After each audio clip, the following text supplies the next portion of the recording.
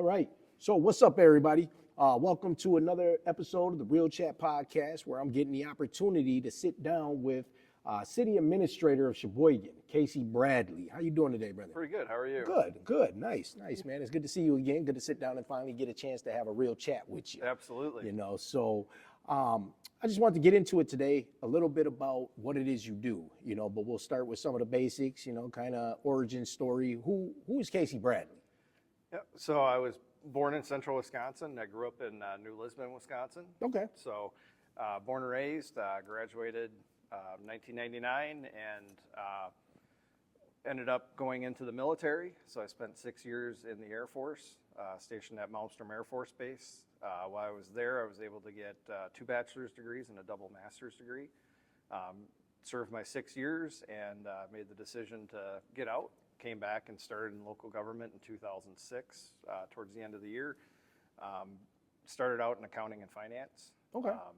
Started out as accounting manager down in the city of Monroe, moved up to a finance director in Minnesota.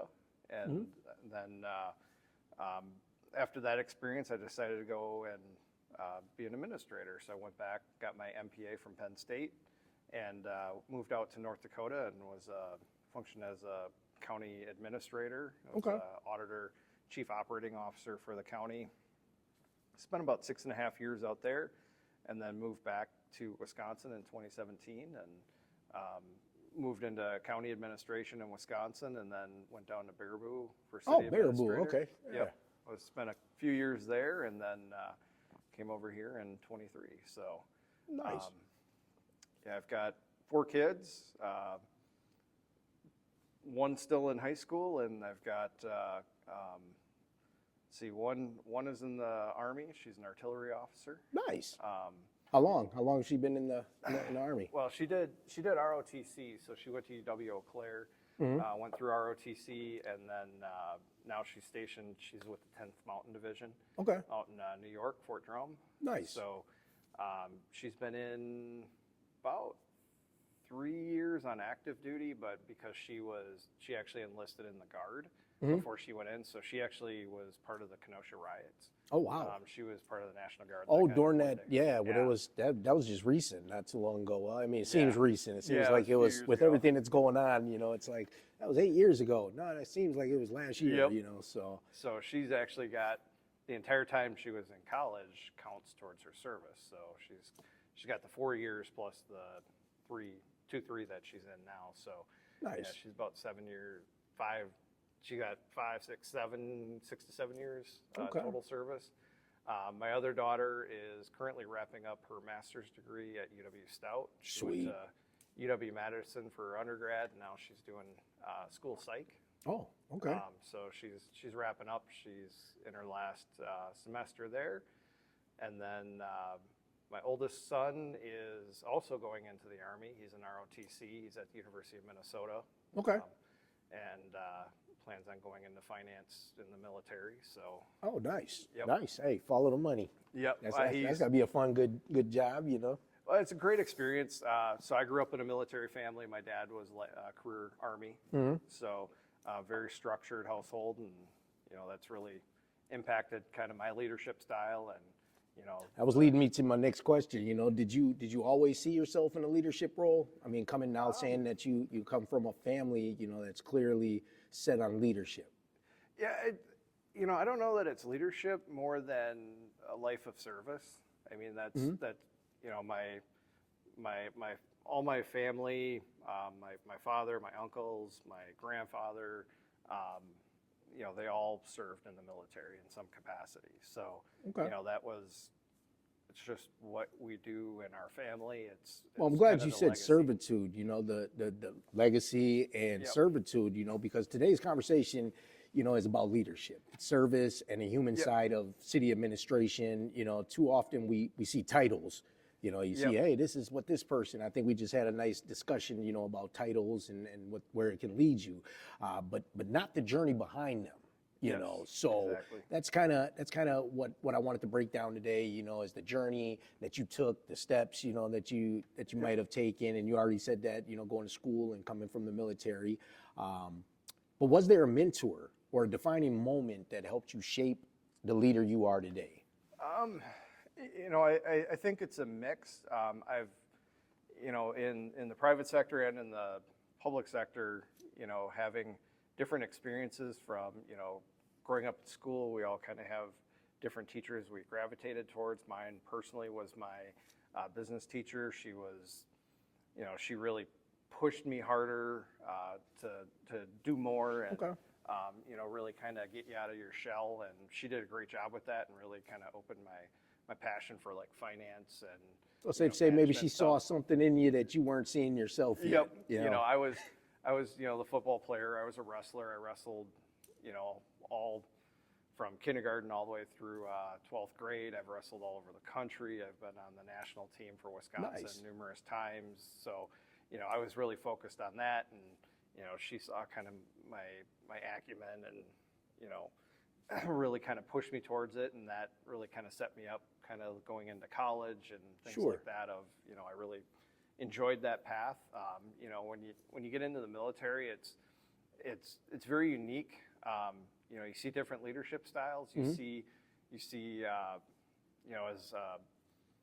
airman first class, your E1, that's airman or airman basic. By the time I got to my base, I was an airman first class, so an E3. Was for me having a colonel that would come down and he knew everybody by their first name. Right. He's got hundreds of people that work for him, and he would just come in and talk to you. Oh, wow. We'd show at 4:45 in the morning, be on the road by 5, Okay. and he'd come in, he'd talk to you before you'd leave. That really leaves an impression as Right. Somebody Somebody kind of cares. bottom of the food chain. Giving you the time and the respect to, how's your family doing? Just having real conversations with you, and that really imparts the leadership style that you're not accustomed to in kind of the. Well, you interact, you get in there with your people and you get to Exactly. know them and you actually care. They're not just, how would you say it, constituents? Yep. People that are there, around you.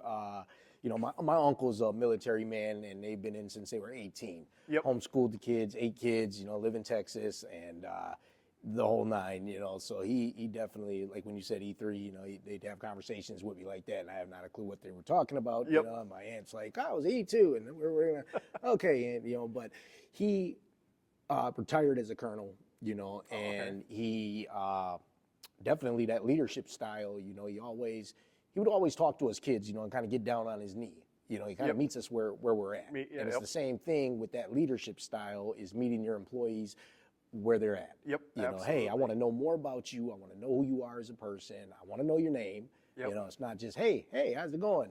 So. Yeah, and it resonated well. I mean, we did very well as a squadron. We won, best unit in the Air Force. Oh, wow. 3 out of the 6 years I was in the Air Force. And that leadership really filtered down a lot to his officers under him. So they're a lot like that. So, I mean, to this day, I still am connected with him Okay. and several of that were in my command chain. Okay. Through social media, things like that. Right. Keeping communications. And, So how do they feel about you leaving the military and becoming a city administrator? Yeah, there was a lot of lobbying to try to keep me in, and it's understandably they don't want to see soldiers that have been successful leave, but Right. it happens, and there was no animosity, but yeah, it was almost 20 years ago now. Right. So, Well, if some of them reach out, like maybe some of your mentors, like people in the community that know you, know the old Casey Bradley, from 10, 15 years ago. And I think I asked Mayor Ryan this question, like, what do they say to you, when they see you, like, as the city administrator now? it's kind of a real good point. My high school principal, when I was out in North Dakota, came. Okay. He's like, I heard your name, and he's like, I heard you're from New Lisbon. He's like, I couldn't believe it. And his wife was actually the newspaper reporter when I grew up. So they both knew me. So they stopped in, and they're just like, hey, proud to see Nice. you're doing this. Like, congratulations. And That's it awesome. was really neat. It was great to catch up, and it's neat, even when I, go back home or run into folks that I haven't seen for years, it's So did Casey Bradley ever get in some trouble? a little bit. Okay. Well, a lot of people go to the military, because they're not getting it out here, so they're like, oh, you can go to the military, so. No, it was, the military was a tremendous experience for me. I saw, what it's done for my family. Obviously my children are now seeing that too, but it gives you that structure. It gives you that direction that you, necessarily don't have when you're 18. And, Right. That it was a great experience. I really, I tried college, had a good time, and, it's like I need more direction. You want more. To be more focused, and it really gave me that. Gave the opportunities that it gave me were tremendous. I mean, they paid for all my education. You get out of it what you put into it. Right. Yeah, I had my younger brother, he had a buddy of his that went to, not saying Fort McCoy. So he went to the program out there. There's actually a guy that I was going to mentor out here in Sheboygan that actually went to that program, and he's home now. He loved it. But Fort McCoy, really good program, and my brother was supposed to go with his buddy. His buddy went. My brother didn't. My brother's still fighting battles. This kid's been all over the world, met his wife over in Romania, and brought her back, and now he's working Border Patrol, and, he's got almost 20 years in, and he started out, I remember when he was 16, borrowing my coats, to go to school dance, hey, can I wear your coat? And I'm like, yeah, man, and wear the hat too, it matches, but it shows that structure and how that I've watched it in real time completely change someone's life and put another one kind of in the slumps, because they didn't feel they did enough in their life, so I'm glad you said that, and that was a good point, do you, how do you personally define leadership in a role that often works behind the scenes? Really it's difficult, from the outside looking into, are we being effective? Leadership is building a culture. It's getting people bought into the same ideas and kind of all going the same direction. I really look at my role as city administrator is not dictating policy. Policy is set by council. My job is to implement that policy. My job is to get department heads to buy into that and help guide them. So when I meet with department heads, new department heads, obviously a lot of the department heads that are here now were here before I got here. So I took a little bit different approach. In talking with them, I told them, my role as I see it is to support departments. I'm not, I'm not a lawyer. I'm not a police officer. I'm not a firefighter. You're a resource man. My job is to make sure that, they're getting the resources they need and, bringing all of our departments together and having a strategic vision long term. And I know like the city doesn't have a strategic plan right now, and we're trying to build the base to get an effective strategic plan. So, right. You got to build the foundation first. Exactly. You get that structure down, and then you're on solid ground. We've spent the last 2 years really focusing on updating policies, procedures. On kind of the external side, the community's seen a lot of turnover in the city, and they've seen a lot of, we're seeing rental rates that have been skyrocketing, and we've seen home values that are skyrocketing and making things unobtainable for the community. And, it really affects our quality of life. Right. When folks can't, find housing and can't affordably live in their houses. So, we've really made that a priority. We brought in a housing consultant to do a housing study to better understand. The mayor and I, we've went and we're trying to meet with every major business that has significant employees to understand, what does this actually look like? What is the housing problem? How is it affecting your business? How is it affecting your employees? And understanding, because, we can all make the assumption of, you know, it needs to be more affordable, but what does that actually mean? Right. And What is affordable to one person isn't affordable to the next. Exactly. And it doesn't, you got to figure a way to make it work Yep. kind of for everybody. Exactly. You know? And we've really focused on, you know, we're very limited in what we can do.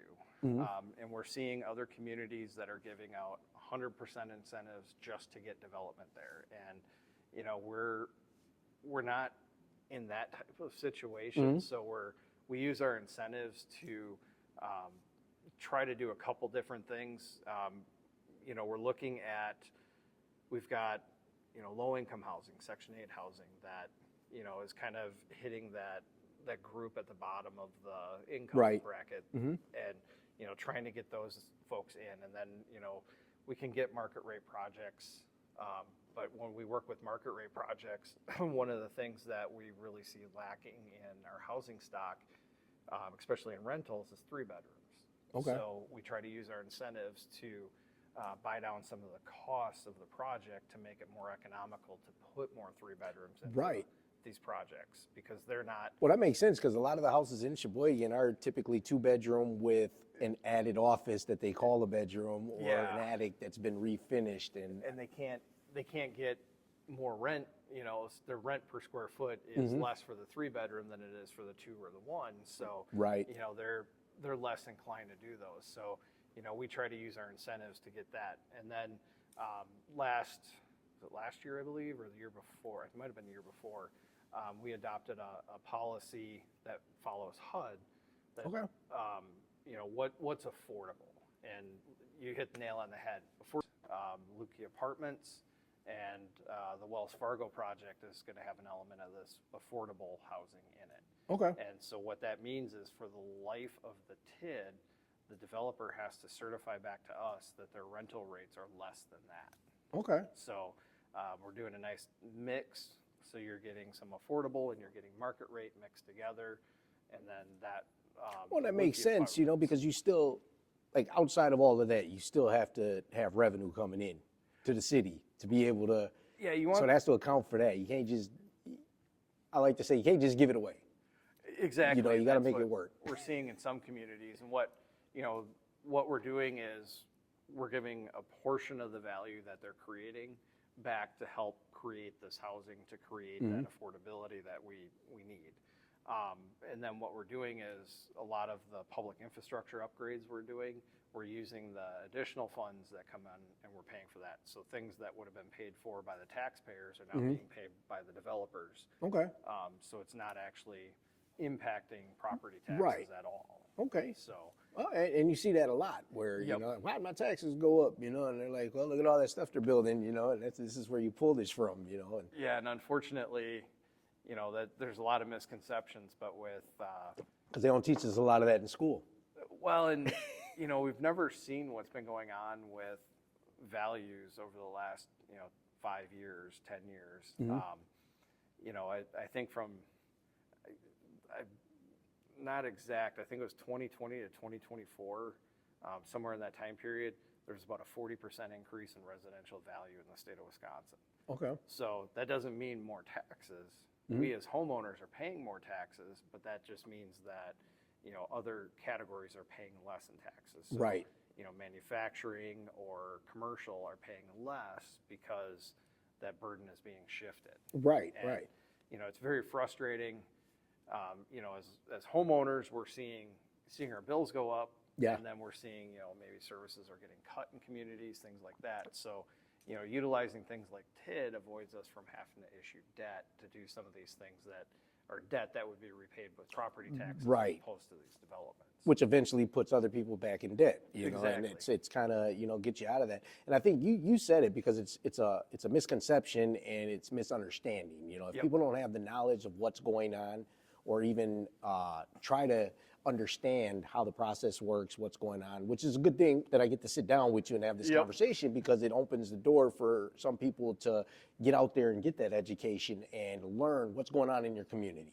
What's going on with these projects? How are they working? Because if you don't understand it, you're just mad, you know, that why can't you just do this? And it's like, well, if you sit down for a minute and let me explain it to you, this is why, and then they're like, oh, that makes sense. Yeah, and I know folks are, we're all frustrated. I mean, my tax bill went up substantially, and there's nothing we can do on our side because values are, the state says you got to be within 90 and 110% of the value. Right. So anytime you go outside of that, you have to revalue it. And, that shifts that pie around each time. So does that shift by also, with the housing issue, does that change when people add value, in certain neighborhoods and then the prices of the houses are going up? Because I'm noticing like my house that we own has more square footage than most of the homes I see for $100,000 more than what my house is, and it's like, whew,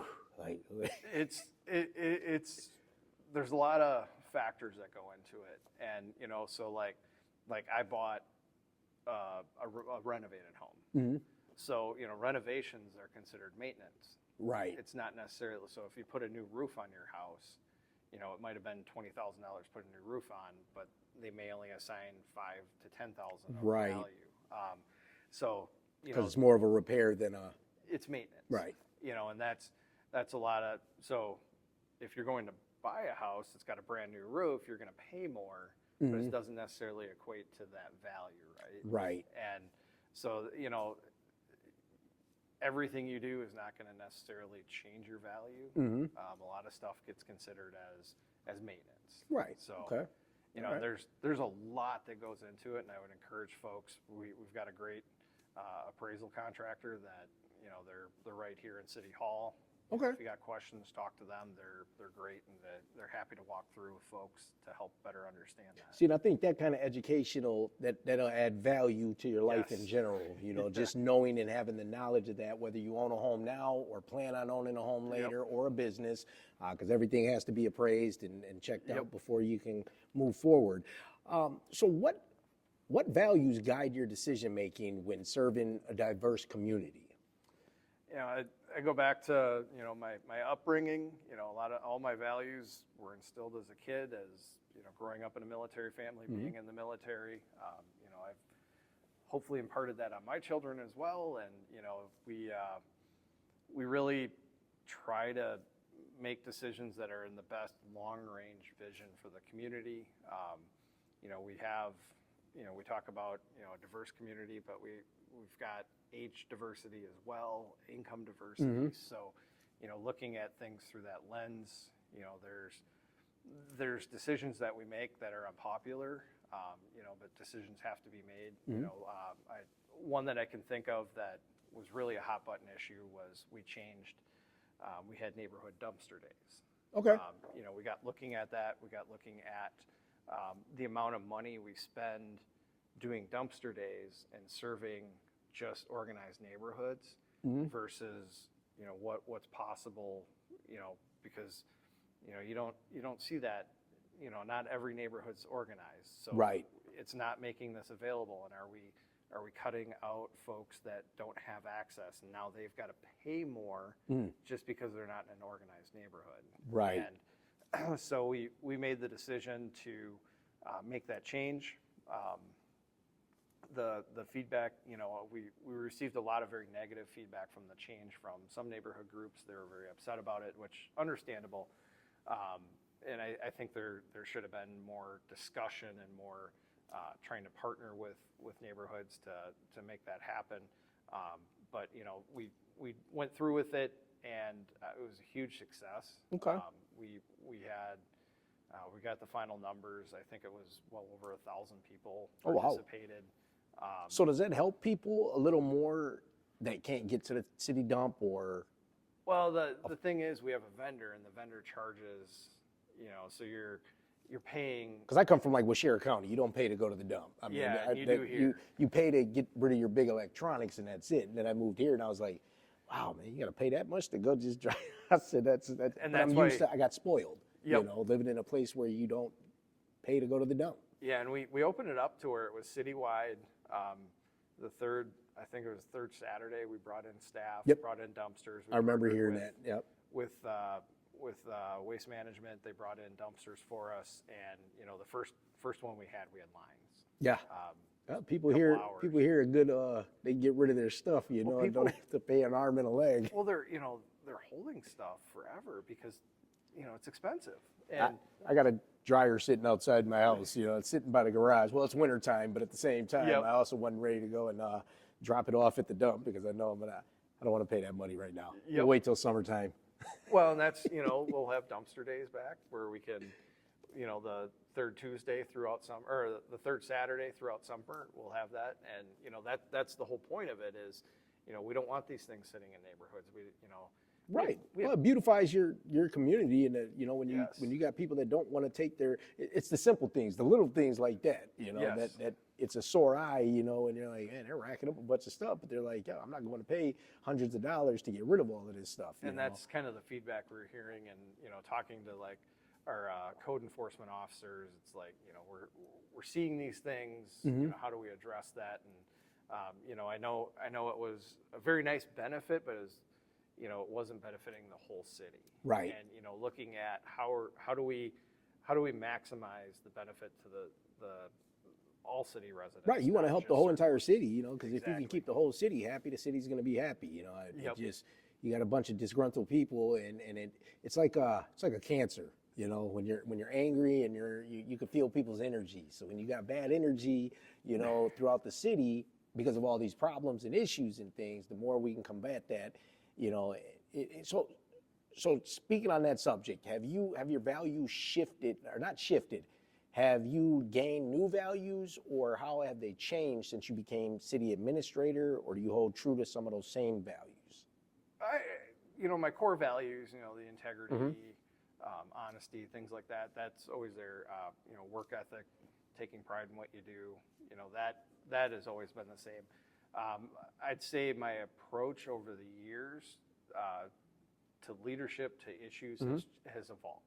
Okay. You build understanding. I like that. You build experiences that, we all have preconceived notions. We go into things, it's like, this is what I'd like it to look like. Right. And, even with like the way we do department head meetings, we meet every Monday with our department heads, and, I may want something, and then, we float it out to the group. We say, what's everybody's thoughts? And, it may come back, they want to go a different direction than I do. Right. And, collectively we talk through it, and, it's more of a group think rather than individual think. So, Okay. I know a lot of folks really think that, as a city administrator or somebody in this type of leadership role kind of dictates a lot of things. You don't, because Right. that's not how you build consensus. That's not how you build a sustainable leadership team. Right. And Well, you said the key word, team. exactly. You got to build the team. You got to have the right team around you and work with Yep. the right team. And that's how dreams and goals get accomplished. Exactly. So, And that's, and kind of back to where we started at of building that base, and that's what we're doing. We've kind of changed, how we operate, how we make decision making, talk through issues. We see a lot more collaborative organization as a whole. I know, Okay. we're working to filtering that out and getting better partnerships with our external partners. I know the dumpster day thing really created some rift with some of the neighborhood associations. So, we're working with Sheboygan Neighborhood Pride at kind of reestablishing, the city's partnership and that involvement and working through that. We've got a lot of neighborhoods that we, between the mayor, myself, department heads, we still go to a lot of the neighborhood associations. I was just about to ask you that. How do you stay connected to the people outside of City Hall? It's tough because it is a very diverse community. We have a lot of different interest groups, whether it's neighborhoods, marina, business community, small business community, large business community, and then arts. It's always communities within Yes, communities. Exactly, and there's a lot of subsects that they all have different priorities. They all we all take pride in the community. There's a lot of civic pride in the city of Sheboygan. It is. It is. It's a very artistic and energetic city to live in, and I noticed that when I first got here. Like I was talking Yes. to Mayor Ryan about the surfing. I lived in Milwaukee, went to Lake Michigan, but I've never seen anyone out there surfing Yep. at Lake Michigan. You come to Sheboygan, surfboards all over the place, surf shop, and I was Yep. like, why is there a surf shop on a lake? And they're like, they got some of the biggest waves, in certain seasons. And, I told my nephew to come down here because he's a musician. And I said, hey, man, come to Sheboygan. I said, it's very artistic. I said, there's a lot of musicians, a lot of artists, a lot of neat, cool shops to go to and things to check out. So, Yeah, it's a really unique community, and there's we did the ICMA video and really leaned into there's something for everyone, because there truly is. I mean, it's a Midwestern community, and traditionally you don't see the arts community like you have here. It's world class. Right. Well, Milwaukee is a very art-oriented city, and I don't see a lot of the artsy stuff going on. I mean, they're starting to more now. Yep. And I think that's kind of, Sheboygan kind of set that off, because there's a place out here, I think it's called the Farmhouse, and it's a recovery, support type deal. And I noticed that a lot of actors are involved with that. A lot of artists are involved with that program, and this is where they get their funds and things like that, are like actual actors that used to live in Sheboygan or Howard's Grove, and now they put that money back into this recovery center, and help people through art and music and acting and things like that. Yep. So.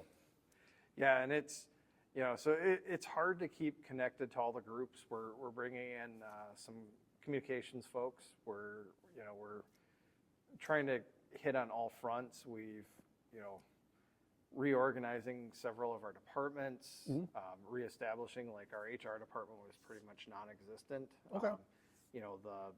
The staff completely turned over there, so we've got that back up and running. We've got some great staff that are doing some great things there, and really trying to for each segment that they're working with directly, trying to better understand how do we reach these folks better. We got the new website coming out. That's been the bulk of our time lately, is on the administration side, and a lot of our department heads has actually been focusing on redesign of the website. So Sure. with that, we're going to be deploying a mass communication system, a whole new 311 click to report system. So it'll be all GIS based, so folks can go on and say, here's the pothole, or this needs to be fixed. Oh, so kind of like the GPS tracking when you're on the road, and it tells you there's a police officer up ahead. Yep. And you can real time and say, yeah, he's still here. Yep. So it'll be something where folks can go on, click, report. It's a lot of features that just don't exist, and the whole intent is to better communicate, have better accessibility. Real-time information. Exactly. If you got the real-time information. It's funny you said that, because I spent some time in boot camp in St. Croix. When I got out of, I got an early release. I got in some trouble and I had to go to a prison boot camp. And in this boot camp, they had a system put in place that if somebody, because it was an open campus, you could leave whenever you wanted to. Yep. But you escaped. And, the thing is, there was a guy, he actually worked on the maintenance vehicles, or he was maintenance for the work vehicles. And he got a Dear John letter, from his ex-wife, and, well, I'm sure she's ex now, but his wife at the time. And he was in Milwaukee. That's like 4 or 5 hours from Milwaukee. And he went over the border of Minnesota, and he literally got caught like maybe 8 miles from the boot camp. Just because they had that system in place where, hey, you see something, you call right away, and all the neighbors called. And once they called one neighbor and said, hey, we got an escaped convict, they're like, hey, Martha, and it just went all the way around. He was caught before the end of the day. So yeah, it's a good system when you have real-time information. Yep. And it'll provide feedback when somebody reports something. It shoots an email to the applicable department, so they're getting real-time communications. We're deploying a chat bot with it, so to help hopefully language barrier, hopefully reduce some of the language barrier things, where they can maybe go talk to a chat bot as opposed to necessarily coming in and Right. trying to find those resources. That's actually amazing, actually, because if you Yeah. got a chat bot, it can speak whatever language you program it and want it to do. Yep. You know, so it works because I know it's a very, like you said, diverse community, and there Yes. are a lot of language barriers, you know, that go on. I work at Piggly Wiggly, you know, on my regular job, and I get a lot of that, you know, come through. And my kids are all half Mexican, you know, and when people come in, they say, "Hey, can you speak Spanish?" And I said, I understand very little, you know. But Yep. it was funny because someone was asking to use their Piggly Wiggly card, and they asked if I could translate. And I'm like, "So what are you saying?" And he says, "You Piggly Wiggly card." And I was like, "That's not Spanish." He wants to use his Piggly Wiggly card. The accent was so thick. Yep. But I thought that was funny. I was like, Oh, you yeah. called me all the way over here to translate, and he wanted to use his Piggly Wiggly card. Here you go. Beep. Yep. And that's our goal is to get, make it more comfortable for folks. Because if they're comfortable using the services, then, it's more accessible and we got better engagement. So, Nice. those are the things we're really focusing on. We're hoping to have our target goals first part of March Okay. to have that up and live. So Nice. That'll be a really, really good benefit, you know, because you go to the DMV and you're paying for a pothole tax, you know, what's it called? A wheel tax. Yep. My mom lost her head over that. I don't understand why I'm paying for it. They don't fix them anyways. I said, Ma, they can't just come out and start fixing all the potholes because you don't want to pay that tax. But so what part of your role reminds you, then that the work really matters? Honestly, everything we do. If we have a project come through council, I look at, every time we get a housing project, we're providing homes. Mm-hmm. We're providing a place for people to live, to enjoy our community. So every development project is critical for the long-term benefit of the community. Making sure that we're bringing in projects that complement the community. I know we just went through the Amazon project, Mm-hmm. and I know there's folks that have negative opinions, there's folks that have positive opinions, and it's ultimately up to council to weigh the benefits to the community. And what we're hearing from a lot of the business community and a lot of the just the community as a whole is they're very excited about it. And it's Everybody loves Amazon. Everybody loves Amazon, and it brings jobs as well. It brings jobs. It brings services that aren't here now. Mm-hmm. And it's while it might compete in some ways, it doesn't compete in other ways. Right. And it actually enhances. Like they pointed out, they work with 40 businesses already in the community. Oh, wow. So 40 Sheboygan County businesses already have partnerships with Amazon to sell. Okay. Yeah, because they're doing more. They're doing, me doing a podcast and merchandise, and I'm writing a book right now. All that's going to have to funnel through Amazon at some point. Exactly. And Amazon, I deal with them a lot, and one thing I noticed is they're doing a lot more deliveries around here. Yep. Through Amazon, and Yes. because I print shirts and stuff. So when I get my transfers and stuff like that, I get them. They've been coming through Amazon. Yep. And I've been getting them like real fast. Yes. So it's been a good thing. So I'm happy with it. I didn't know that was a reason behind it, but now I do. Yeah, no, it should be beneficial to the community. I realize some are not happy with that, and I understand that. But it's Can't make everybody happy. It's a decision that's got to be weighed about what's best for the community, not just one group or. So how do you personally, yourself, Casey Bradley, measure the impact that some of the things you do? There's a number of different ways. Obviously, internally, we look at, for me, kind of monitoring our employee turnover, breeding, exit interviews. We have, like today, we do a new hire lunch. So Okay. everybody that's hired in a quarter, we have lunch with them, we bring them in, have lunch, and, get to know them more. I try to, Right. Anytime we've kind of standardized the hiring process. So I'll go meet all new hires, or try to get, if I can, if my days allows it, when they're doing orientation, I'll go in and meet. Okay. The mayor also goes in and meets with them. And then we do this new hire lunch, and this gives us the opportunity to, you've been here, a month, 2 or 3, because we do it quarterly. Tell them stop walking on eggshells. I want to get to know you. Well, and it's how you've had time to be with your department. How's that experience been? What's something you really liked? What's something we could do better?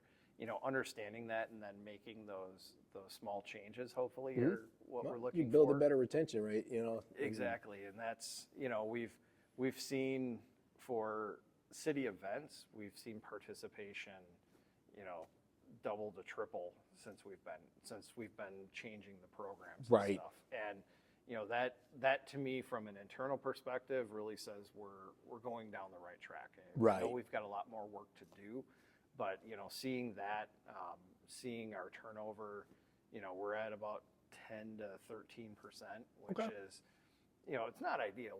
Nobody wants to be double digits, but right. Where you look at where you were, we're way better than what we were, and it's a short period of time that we've made these changes. On the communities side of things, looking at, really getting better engagement, seeing folks instead of, seeing the misinformation and kind of running with it and thinking that's truth, contacting us. Right. That building that community trust is something that. Well, that's good. And you guys are doing a great job at that, because this came to fruition. I was out on a jog.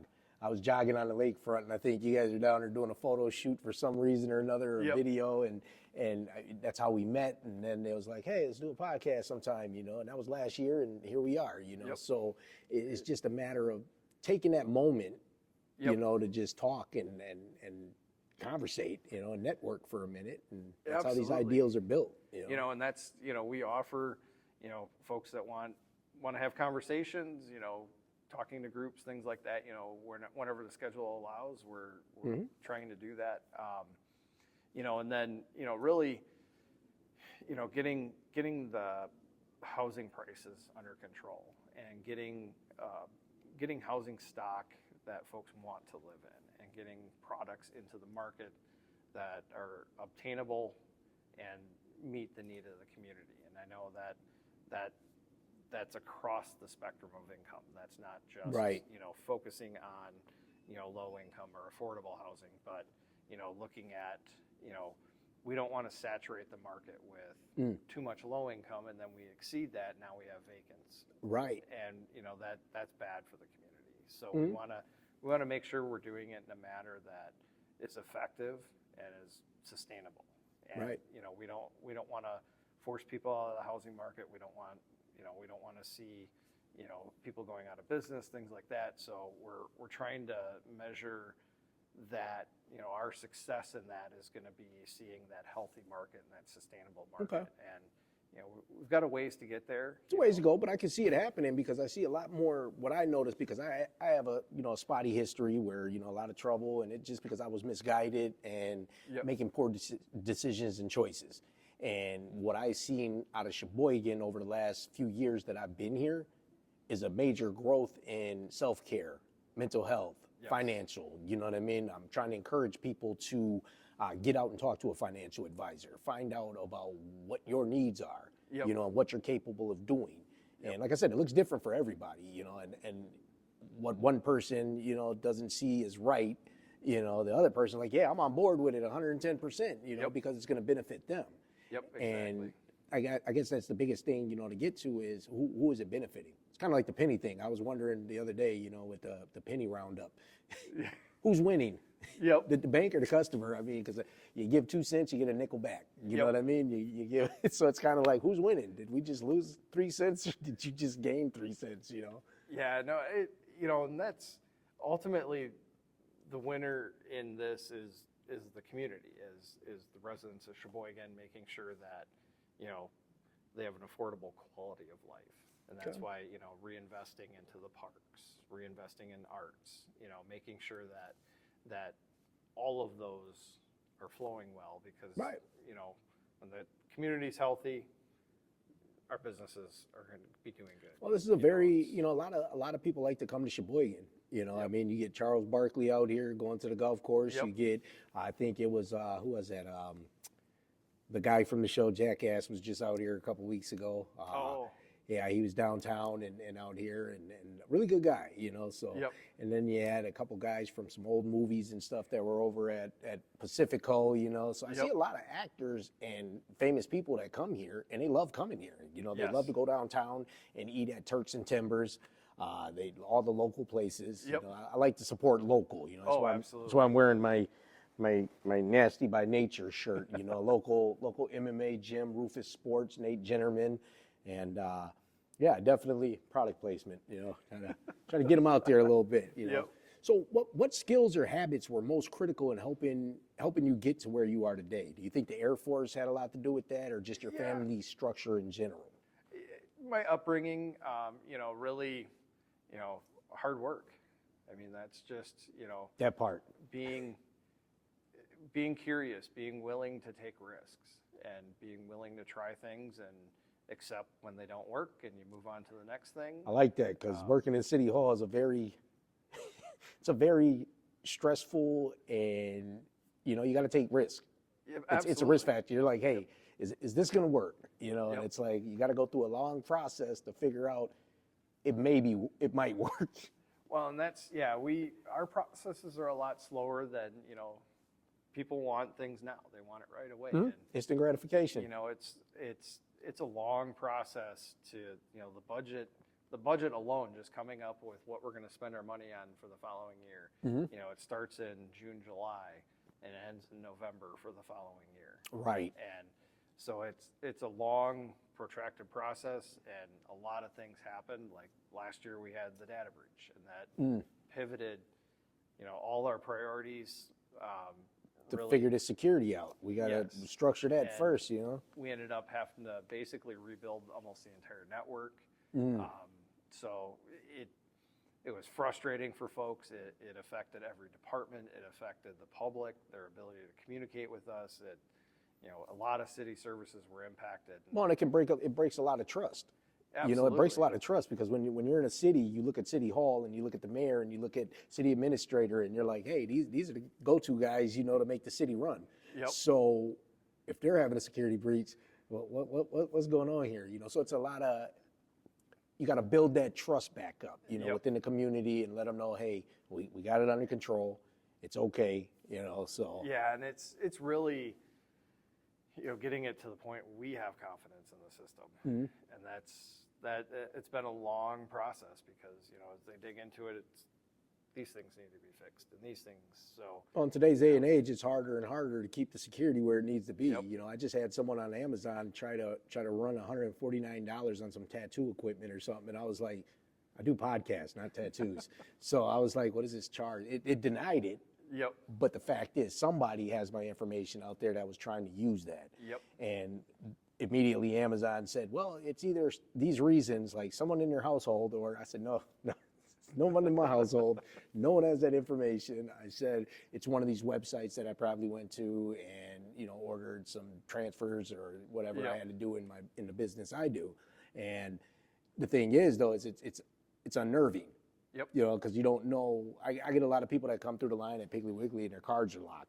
So it declines it, and everybody's kind of like, when you see decline, you're like, I got money in there, and I hear that all the time. They're like, I got $11,000 in there, and I'm like, that's not the problem. I said, do you have your card locked? And they're like, oh yeah, I lock it every time. And I was like, that's the problem. Yep. Run it again, So, but it builds that trust, and I try to give them that comfort, even just coming through the line at Piggly Wiggly, like, hey, do this, take these steps, and then it turns into a conversation where they come back and we're talking about it again, so it's good community networking.